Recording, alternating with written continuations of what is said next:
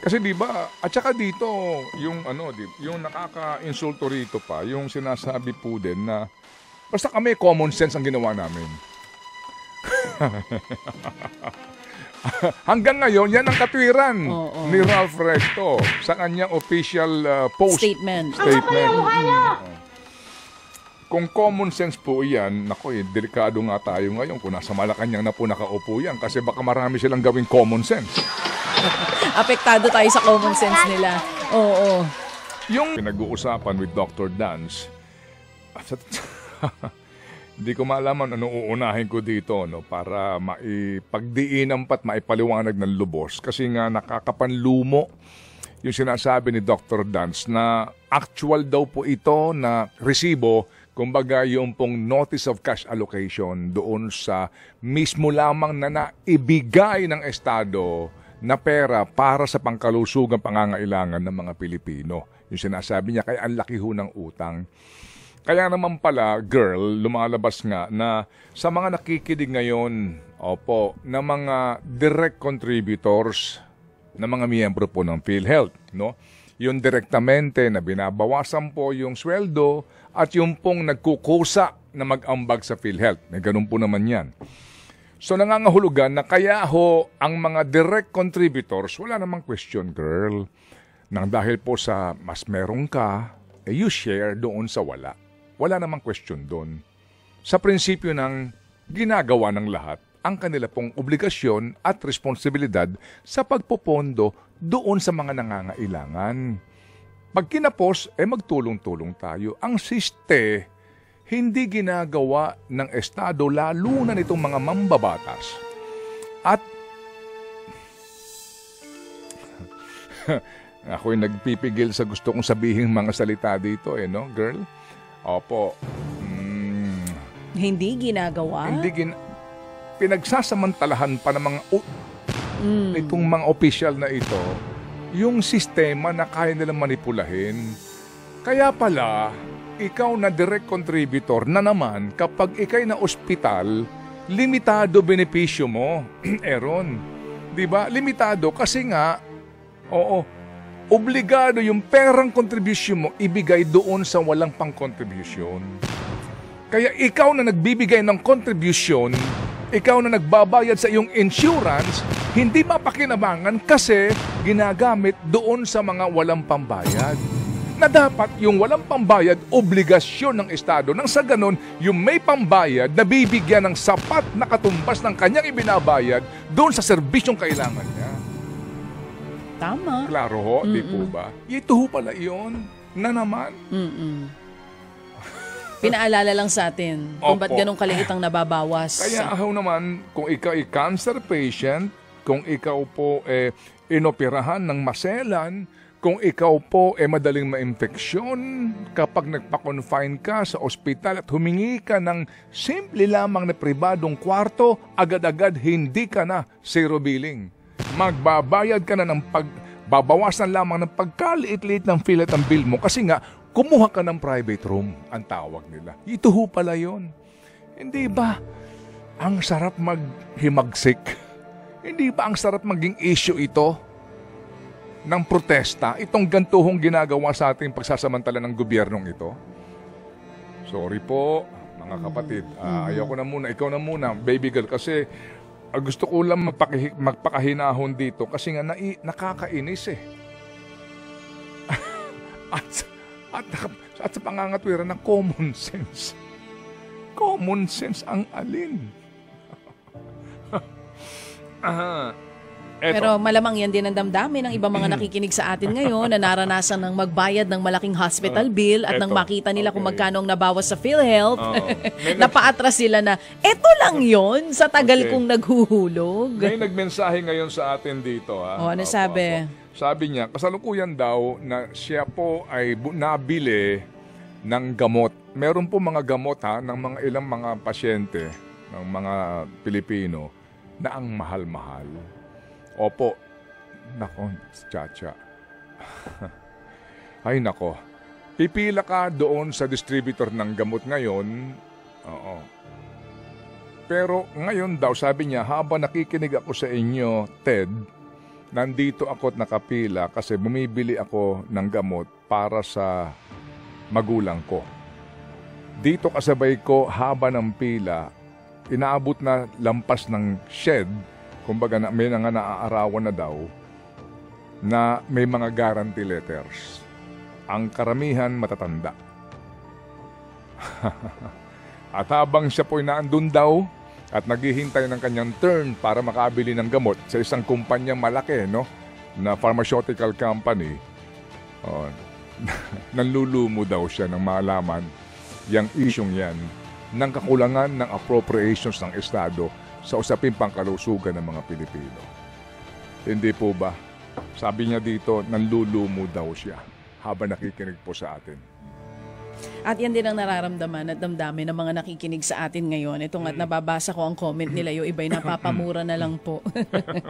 Wala pa rin pagbabago, no, sa healthcare system natin. Mula noon hanggang ngayon. Yun pa rin ang problema natin. Siguro nga dapat dito maisama na po natin o kaya magkaroon dito ng protesta para sa ating mga mambabatas.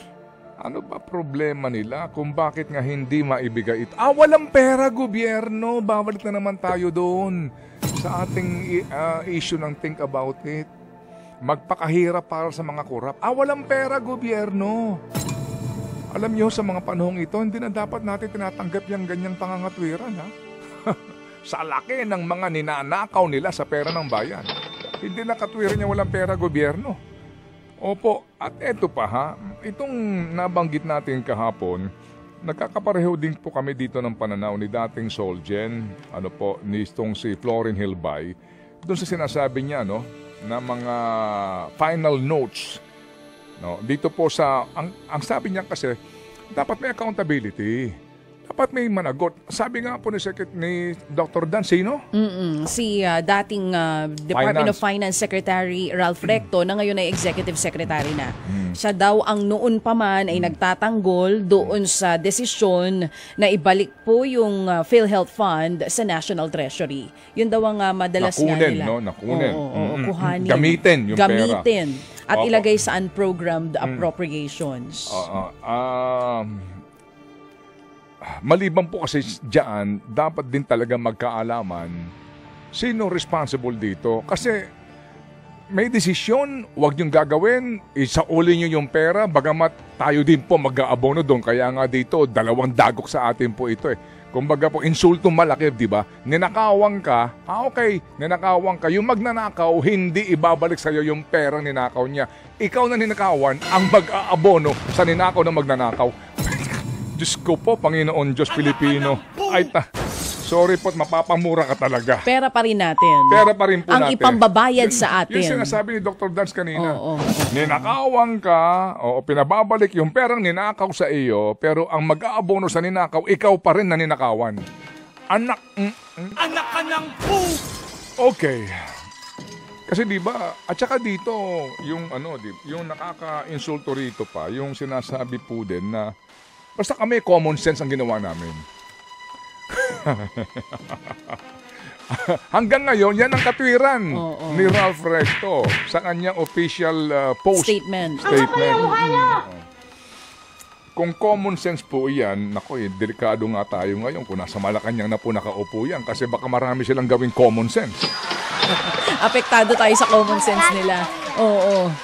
Yung sinasabi pa ho ng PCO na pinag-aaralan yung motion for recon. Kaya dito po sabi niya, the Solicitor General, instead of filing a motion for reconsideration, might want to invoke its authority as, eto sabi ko kahapon, as tribune of the people and join cause with the petitioners in asking the Supreme Court to require the former Secretary of Finance and DBM Secretary, guys, to report on how they used the 60 billion pesos so that the people may know. Anak ka ng po!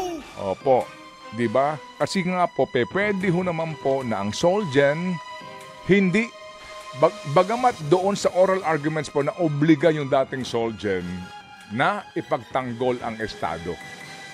na hirap sa pagtatanggol kasi nga hindi mo kayang ipagtanggol kaya ka nauwi din daw sa common sense dictum, sa common sense na pangangatwiran.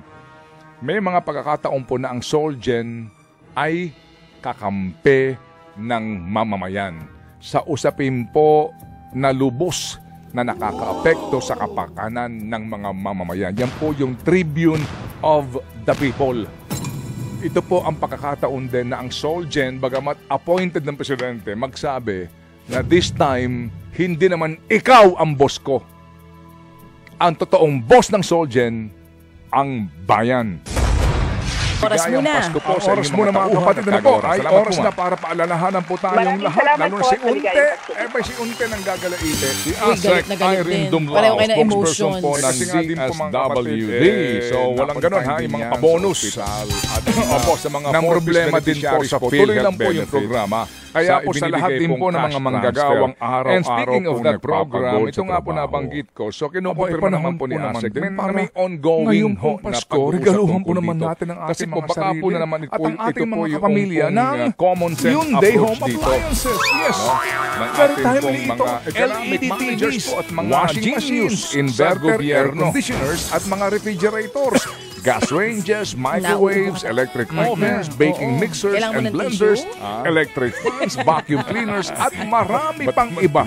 Gawin pong sulit ang Pantakip sa pinagpapaguran habang- natin Oo, sa oo. ating pong Ang balak ng araw-araw na gobyerno ho pagtatrabaho dito ay at umutang ang Hyundai World Home Bank Appliances. ng Available po ito sa 650 Shopee at million Lazada at sa lahat ng Hyundai o halagang home 37 dealers sa billion. buong Pilipinas. Kasi po Kaya ang ngayon total pong holiday project cost season, ay masaya po ang 577 Pasko billion kapag pesos. Hyundai Home At ang Appliance government ang of the regalo Philippines at po ay ang ating mag-aambag po parapol. mga kapatid ng kanila pong equity Maligayang ika Pasko nga po sa dito inyong po lahat, sa mga uutangin kapatid, ha, natin. sa mga At ang uring kanila pong manggagawa. sinasabing estimated Good approval morning ay and December Merry 3, Christmas. sabay bati rin March po sa ating 31 mga kababayan ng dyan sa abroad ha. 2026. Yung Alright, pong so mga uutang OFWs, tayo mga sa Pinoy tatlong na components nandidiyan ng po programa. sa mga Dito po iba't ibang mismo, mga bansa supporting dahil po 4-piece sa kanila cash po mga transfer. aplikasyon ha, ng Alright, mga to green card, strengthen mga human aplikasyon po capital nila and sa reduce ano man pong mga poverty. pagkakaabalahan Basically dyan. po, Ang importante okay? po, mga Oo. kapatid, Financing ang ating pong a katanungan, kayo ho ba proportion ay of the panay ang 4-piece cash remit sa transfers Pilipinas? over a period of Kaliwat 4 kanan years. ba ang inyo pong padala sa klaro Pilipinas? po, May maliban bayad doon sa ba ang kada binabanggit ni remit Ma'am na ninyo? maganda Aba, rin pong kung programa, ganun no? po, After na mag-graduate, mag-BDO pay ka ano na. ho, may tutulong pa Opo, para isang masiguro remit lang ha. na hindi na Sa ho sila BDO babalik sa Kabayan kahirapan. Savings mo, Yun talaga leap. pagiging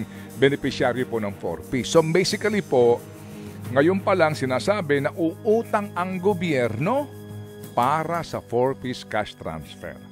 Siguro ngayon po ang common sense nitong ating mga genius sa gobyerno na naman. Na umutang tayo sa isang programang napaka-importante. Correct. Hindi maitatanggi ha, ang benepisyo na ibinibigay ng 4-piece. Kaya nga po yan ay institutional na eh. Meron ng kaukulang Republic Act para dyan. At dyan mga kapatid, ano po, nung nakdaang budget, if you recall, binawasan yan. Binawasan po yan. Kasi po itong programang ito, sa totoo lang, hindi ganoon. Oo, ang chance ng isa pong mambabatas na makialam sa programa. May shield ito eh. Kasi nga identified hango sa pag-aaral, hango po sa pagsusuri, bago ka maging 4-piece beneficiary. May mga iba po siguro ng mga nakakalusot. Pero dito ho, basically, mawalang galang lang ho sa mga magnanakaw ha. Dito po, wala silang kickback. Sorry po, no, na naman, pero iyan po ang katotohanan dyan sa programang yan. Ngayon, uutang para po sa programang ito. Kasi Walang pera ang gobyerno. yan. Okay. Kundi Walang pera, pera. kulang ang pera ng gobyerno. Pera ng gobyerno. Sir, dyan muna ho ako magtatapos ha, kasi po mamaya babalikan din po natin po ito sa usapin po naman ng pambansang budget natin na ngayon po ay naaprubahan na daw po in the Senate at maging sa Kamara at iyan na po ang lagi niyong naririnig na baykam na iyan. Mamaya po tutunghayan natin yan. Hindi lang natin alam, girl, magkano kaya ang naipasang MAIF sa versyon ng Senado? Ito po yung guarantee letter sa mga politiko na hinihingi ng mga pamilya pong Pilipino na nangangailangan ng tulong pinansyal sa pagpapagamot. wala rin po tayong balita kung magkano ba itong AX na ito. Okay, bagamat ang balita nga po mga kapatid na yung pong DPWH budget ay binawasan pa. Oo. Okay, may dagdag po na bawas pero saan nila inilagay? Saan nga? Yan, di po ba? No? Yan din po maganda ho nating malaman. Kasi nga at the end of the day, ang ating pong katanungan din dito ay yung pong paglalaan nila ng pera sa mga dapat talagang laanan nga sana ng pera, partikular sa kalusugan ng mga Pilipino. Yung PhilHealth na sinasabi po ng mga doktor na nag-aaral sa isyong ito, magkano pa po ba ang deficit ng ating pong estado sa pondo ng PhilHealth? Malaki po ito at ating hihimayin muli. Sa punto ng mga kapatid, ano po ha? Ngayon ay Human Rights Day. Kung saan po naman, hindi rin po natin dapat pong kalimutan na bahagi po ng ating karapatang pantao ay yung pong pagkakaroon ng maayos po na serbisyong medikal na dapat po ay inuuna rin ng ating pong mga kagalang-galang na mga mambabatas. Bakit ba ayaw nilang lagyan ng karagdagang pera ang PhilHealth? Ikaw na nga, sinagot mo na nga kanina. Na alin? Walang pakinabang. Pag walang pakinabang sa kanila, ba't naman nila lalagyan? Opo, bakit ba nag-alis kayo dito, nilagay nyo naman sa MAIF? Kasi may pakinabang sila. Nag-alis ka Pogi sila dito, dun eh. nilagay mo naman dito sa AX. Oo. Di ba? Opo. So sige po, so mamaya himayin po natin to kasi meron pa ho tayong isa pang importanteng panayam. At ngayon po gagawin natin makabuluhan po ang inyo pong Wednesday morning sa pamamagitan po ng pag-uusap, pagtalakay sa mga isyong ito na ating pong maintindihan. Bawal po ang pikon, bawal po ang mga nasisiraan ng loob dito. Ang ating pong adhikain lang ay para magkaroon po ng edukasyon ang ating mga kababayan nang sa ganun po maging mapanuri po tayo sa mga isyong ito at hindi po tayo magmistulang parang mga manok. Alright? Sige. 8:28. Sa mga nagpapagal din po mga kapatid na ating po mga uring manggagawa girl, ang dami hong nahihirapan sa pagsakay. Kanina ho, malakas ang ulan sa bahagi po ng Commonwealth at maging sa Maynila, hindi maitatanggi. May mga lugar po na naaapektuhan po ng welga. Sa lahat po ng mga uring manggagawa, maganda umaga po sa inyong lahat. Good morning! At salamat po sa inyo pong serbisyo para po sa bayan kasi kahit na ano pang trabaho mo, may ambag ka sa kaban ng bayan. Kaya nga po tayo araw-araw pong nagpapagod sa ating pong trabaho